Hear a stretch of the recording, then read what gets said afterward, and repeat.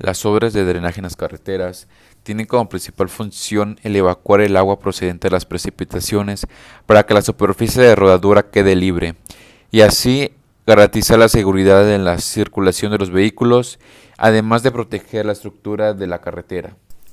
Las cunetas son zanjas que se hacen en uno o ambos lados del camino, con el propósito de conducir las aguas provenientes de la corona, lugares adyacentes hacia un lugar determinado. La conformación de las zanjas para formar las cunetas se efectuará mediante una excavación de acuerdo con las secciones, niveles, alineaciones y acabados. Cuando la sección del camino pase de corte a terraplén, la cuneta se prolongará la longitud necesaria en diagonal, siguiendo la conformación del terreno para desfogar el agua en terreno natural. Una vez terminada la conformación, se revestirá la cuneta mediante un recubrimiento de superficie con concreto hidráulico o suelo cemento, con el fin de protegerlas contra la erosión. Previo a la colocación del revestimiento, la superficie por cubrir estará afinada, humedecida y compactada al grado establecido. El recubrimiento con concreto hidráulico simple se construirá con juntas frías cada metro mediante el colado de la losa en forma alternada y con longitud mínima de 1 metro. Otra obra de drenaje que se construye son las contracunetas. Son zanjas o bordos que se construyen en las laderas localizadas aguas arriba de los taludes de cortes, con el objeto de interceptar el agua que escurre sobre la superficie del terreno natural, así evitando el saturamiento hidráulico de la cuneta y el deslave o erosión del corte. La localización de las contracunetas será ubicada a una distancia mínimo de 5 metros con respecto al cero del corte, o bien en la sección transversal, punto de intersección de la línea definida por el talud de terraplén o del corte y el terreno natural. Su punto de partida será la parte superior del corte, con un desarrollo sensiblemente paralelo al mismo y transversal al escurrimiento de la ladera. La excavación se efectuará de una forma de acuerdo a las secciones establecidas en el proyecto. La zanja de excavación iniciará con una sección trapezoidal con profundidad mínima de 20 centímetros hasta obtener la sección establecida en el proyecto. Si esta va funcionando como canal, como bordo de excavación, será hasta aguas abajo para formar el bordo, o aguas arriba, evitando que el terreno se derrumbe y afecte el bordo. La longitud de la contracuneta será lo suficiente para llevar el agua desde el parteaguas hasta su desembocadura. Una vez terminada la excavación, se revestirá la contracuneta. Previo a la colocación del revestimiento, la superficie debe de estar afinada, humedecida y compactada al grado establecido en el proyecto.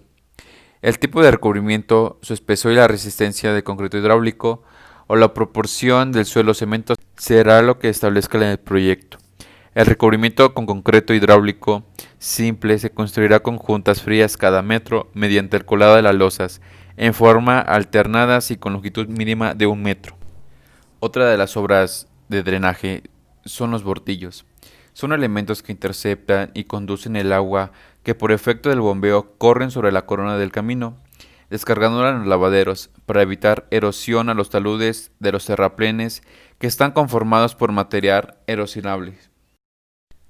Los bordillos se construirán en los terraplenes mayores de 1.5 metros de altura, conforme las dimensiones y características establecidas en el proyecto. Los bordillos se ubicarán longitudinalmente en ambos lados de los terraplenes, que se encuentran en tangente, solo en el acotamiento interno en los terraplenes, en curvas horizontal y en la zona de terraplenes. Se colocará en el lado exterior del acotamiento y a una distancia de 20 centímetros del hombro del camino. No se construirán bordillos ni lavaderos en tramos de carreteras sin pendientes longitudinal. En los tramos es tangente se dejará un espacio libre para la descarga de escurrimiento hacia los lavaderos.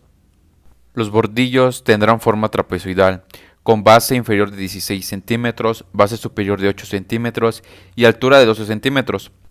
Los bordillos se construirán utilizando los materiales y procedimientos indicados.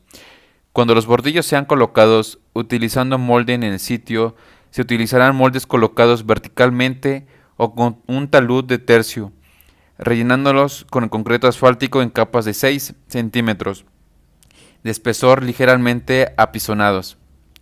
Cuando la colocación del bordillo se realice mediante el proceso de extrusión, con una máquina especial autopropulsada, para lograr una condición estructural adecuada, se vigilará la velocidad de avance de la máquina y el control de la temperatura, la cual será a 130 grados Celsius, a menos que el proyecto indique otra cosa.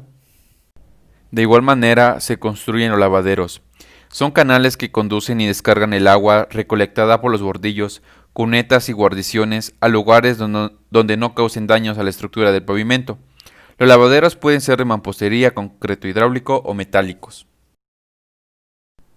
Los lavaderos se construirán sobre el talud y a ambos lados de los terraplenes, de preferencia en las partes con menor altura, sobre el talud interno de los terraplenes, en curvas horizontales en su parte más baja. Los lavaderos se construirán a cada 50 metros. En ningún caso se colocará bordillos y lavaderos en tramos sin pendientes. Para realizar la excavación tendrá un ancho igual al ancho exterior del lavadero y una profundidad máxima igual a la profundidad del mismo, con las paredes correspondientes perfiladas para alojar la sección del lavadero, prolongando la excavación hasta interceptar a la superficie del acotamiento. Se plantean secciones de lámina corrugada de acero. La excavación se realizará de tal manera que se obtenga una plantilla de forma semicircular. Los lavaderos para descargas de cunetas y contracunetas se prolongarán hasta desfogar en el terreno natural o en la alcantarilla más cercana. Para su revestimiento, la superficie por cubrir estará afinada, humedecida y compactada al grado establecido. El tiempo de recubrimiento, su espesor y la resistencia será lo que se establezca. En los casos que sean necesarios reducir la velocidad del agua en los lavaderos, se construirán escalones que dispersarán la energía del agua. Se construirán anclajes intermedios en los lavaderos con separación entre 3 y 5 metros, unidos por medios de colado monolítico con acero de refuerzo. La unión del lavadero con el bordillo se hará en forma de arco o mediante una transición de 45 grados con respecto al eje del lavadero y abanico de intersección del lavadero con el acotamiento que tenga pendiente de manera que permita encauzar el agua rápidamente en la entrada del lavadero. En las obras de drenaje también se construyen las alcantarillas de tubos acorrugados de polietileno de alta densidad.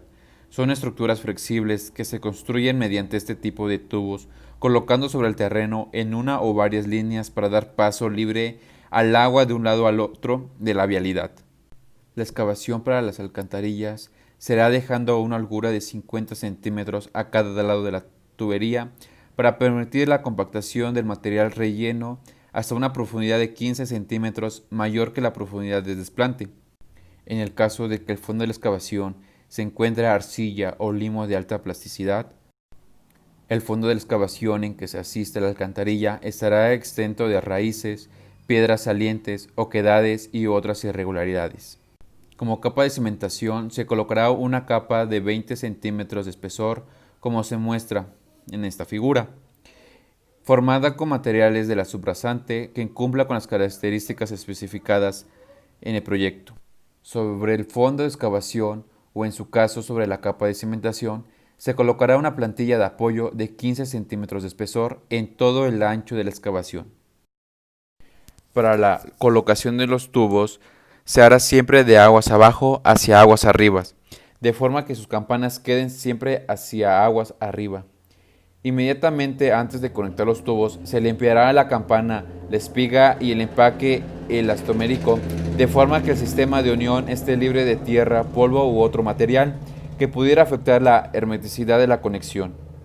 La conexión de los tubos se hará manteniendo fija la campana e introduciendo la espiga del siguiente tubo con su empaque elastomérico colocado, cuidando que éste mantenga siempre su postura correcta.